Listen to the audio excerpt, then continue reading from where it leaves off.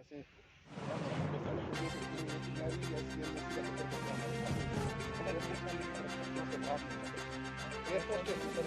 Station ये अगर बिल्कुल वही टाइम सर हम लोग बिल्कुल करेंगे क्योंकि वो ऐसा सर ऐसा होगा जैसे मान लिया हमने सारा ना यूपी की इस तरह का यूपी से फ्लाइट करके ऐसा बना देंगे बहुत बढ़िया नहीं बदलो सिस्टम को बेटर वही है लगाओ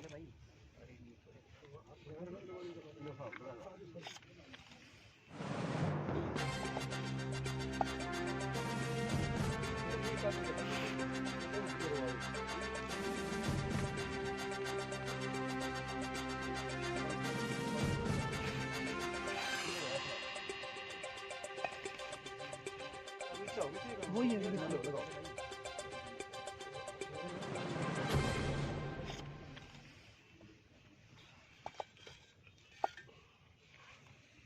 ये काम कर रहे हैं जैसे उल्टी करवा रही कौन कर रहा है फर्स्ट फ्लोर डाउन ये होया था देशवासियों को प्रदेशवासियों को और आज सरसा ज़िला में ध्वजारोहण की जो मुझे सम्मान मिला है सभी को बधाई देना चाहूँगा कि जो हमारे सूरवीरों ने इस देश को आज़ादी दिलवाई और उनकी सोच की तरफ हम देश की प्रगति को लेकर चलें। और आज ये हमारी जिला परिषद की बिल्डिंग का भी भूमि पूजन किया है। ये एक ग्रीन एनर्जी की बिल्डिंग हम बनाने जा रहे हैं और एक ये हमारे जो पंचायत राज में हमारी जो नीचे की इकाइयाँ हैं उनको ताकत देने के लिए उनके लिए एक भव्य बिल्डिंग बनेगी। इसके अंदर हमारे जो जिला परिषद की चेयरमैन वाइस चेयरमैन जो सदस्य हैं वो सब यहाँ बैठकर अपने ज़िले के लिए हमारे डेवलपमेंट के लिए काम कर पाएंगे और एक अच्छी बिल्डिंग ये बनने जा रही है। इसका अच्छा करीबन 36-37 करोड़ के आसपास इसका बजट है और इससे आने वाले समय में एक बड़ी सुविधा ज़िले को मिलने जा रही है। कब तक पूरी कर ली जाएगी? इसका टारगेट हमने अगले 1.5 साल का लिया है, 1.5 साल में इसको पूरी कर देंगे। सर इसमें पानी को भी रिसाइकिल किया जाएगा कुछ? बिल्कुल, इसके अंदर एसटीपी लगाकर उस पानी का दोबारा से यूज़ करके हमारे फ्लैश में और प्लांटेशन में पौधों के लिए इसको यूज़ किया जाएगा। जी सर, पंचायतों को ताकत देने की बात कर रही हैं आप, दूसरी तरफ पंचायतें आंदोलन पे उतारू हैं, ये सारा मसला कब हल हो पाएगा? देखिएगा, हमने जो हमारे प्रदेश के प्रगति की तरफ लेकर जाए और गांव में विकास, संपूर्ण विकास इसको कहेंगे, सिर्फ गली नाले तक गांव का विकास न करके, उसके लिए हमारी सरकार काम करने में लगी हुई है।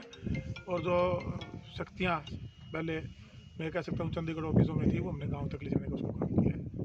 और सिर्फ हमने इसमें जो पहले मैनुअल काम होते थे उनको सॉफ्टवेयर में जो टेंडर के माध्यम से हम कराना चाह रहे हैं, सरकार चाह रही है। इससे जो पैसा है उसका एक जवाबदेही रहे, उसकी अकाउंटेबिलिटी हो और काम में गुणवत्ता है और समयबद्ध तरीके से, क्योंकि जब टेंडर प्रोसेस में जाएंगे उसमें एक समय अवधि भी तय होती है, उसमें हमें काम करके देना होगा। मेरा बार मैं अनुरोध कर चुका हूँ कि आप एक बार इस जो नई प्रक्रिया सरकार लेकर आई है टेंडर के माध्यम से काम करना चाहती है, उसमें सरपंचों ने अनुरोध किया, हमने चुनी पंचायतों सभी से कि आप इस पर एक बार साथ दें और प्रदेश की प्रगति में और अपने गांव के विकास में भागीदारी करें। सर इसमें चेंज भी किया जा सकता है, जिस तरह डिप्टी सीएम का बयान आया कि एक बार पंचायतें इसको शुरू करें, अगर कोई दिक्कत आती है तो इसको चेंज भी किया जा सकता है। पहले जब मैं पूरे हरियाणा प्रदेश में जब जिलावार गया, जब हमने चुने हमारे प्रतिनिधि थे, चाहे हमारी समितियाँ थी, जिला परिषद थी, हमारे पंचायतें थी, सरपंच साहिबान थे, सबसे हमने सुझाव लिए गए। उस टाइम में उनके 2-3 सुझाव बिल्कुल जनमन थे जो हमने अब नया नोटिफिकेशन आपने देखा होगा उसमें डालने का काम किया। पहले जो टेंडर प्रक्रिया थी वो उसका समय अवधि ज़्यादा थी, उसको घटाकर हमने 7 दिन में करने का काम किया है। और आज कोई भी काम ऐसा नहीं है जो 1-2 लाख या 5-7 लाख से होगा। गाड़ी भी अगर कोई बनाते हैं वो 15-20 लाख से 8-10 लाख से लेकर 15-20 लाख तक ही बढ़ेगी। तो उसके अंदर उसकी एक क्वालिटी उसमें हम सुनिश्चित कर पाएंगे। और जो प्रक्रिया का समय लग रहा था उसको भी हमने शॉर्ट कर लिया गया है। इसमें बस मैं तो ये कहना चाहूँगा उनसे कि आप इसमें साथ जुड़ के एक बार आप इसको इम्प्लीमेंट तो कराएं। अभी जब पंचायतें नहीं थी तो टोटल प्रोसेस ई टेंडरिंग के माध्यम से हमने जो काम थे, जो भी हमने लाइब्रेरियों के टेंडर लगाने थे और हमारे ग्रे वाटर मैनेजमेंट के हमने देखो या बिल्डिंग है कोई बन रही थी, जैसे ये बिल्डिंग है थ्रू टेंडर प्रोसेस ही आई है। ये भी 32 लाख की करीबन 36 लाख की बिल्डिंग बनी है।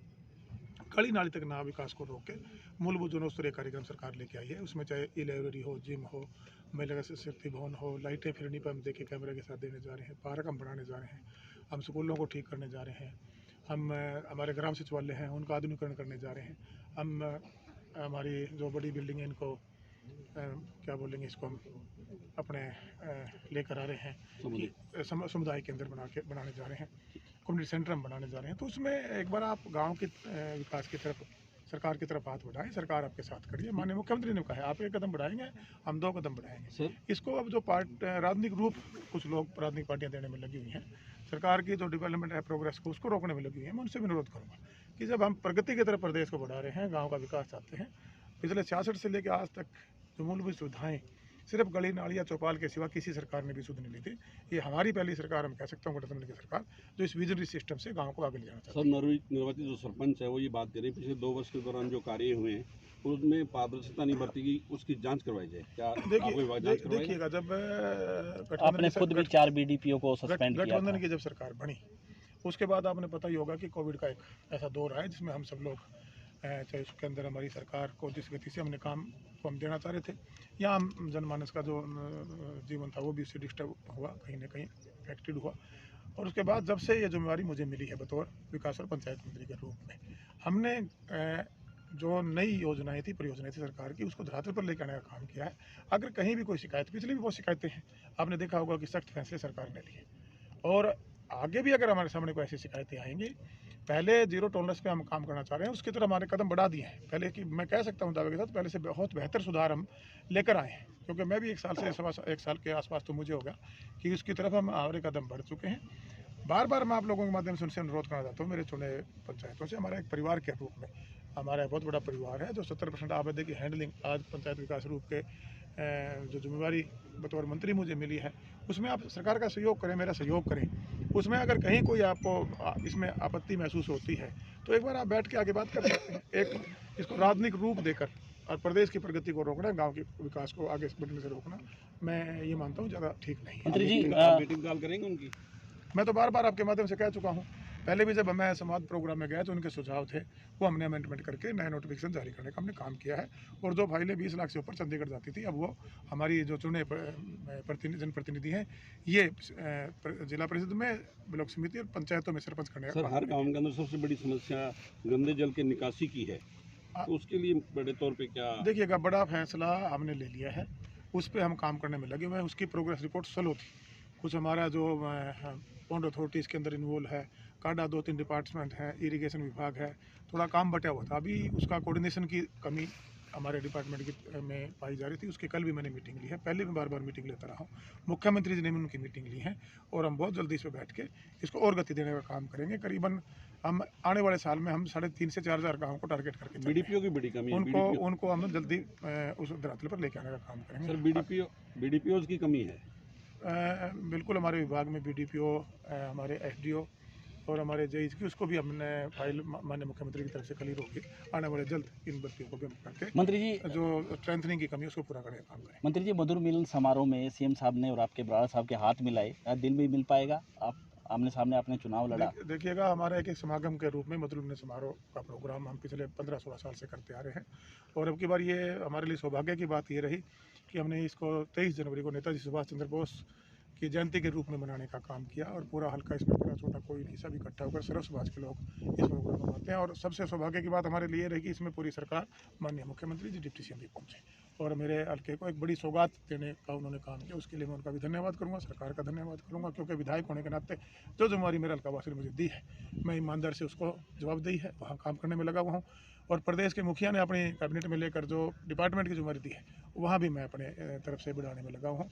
ये अपने बड़े विचार हो सकते हैं, हमारा सबका ध्येय एक ही होना चाहिए कि हम हमारे प्रदेश को और मेरे हल्के को मैं कैसे प्रगति की तरफ लेके जा सकूँ, और मूलभूत सुविधाएं हैं वो मेरे जनमानस तक, आखिरी छोर बैठे हुए हमारे परिवार तक हम कैसे पहुँचा सकें। तो अगला चुनाव आपका जजपा से भाजपा से निर्दलीय रहेगा? ये फैसला समय करेगा। हम आज गठबंधन में सरकार चला रहे हैं, जेजेपी से मैं विधायक हूँ। हमारी टोहाने की जनता जो फैसला मुझे लेकर पहले भी करती रही है, मैं अपना फैसला कोई पॉलिटिकली नहीं लेता।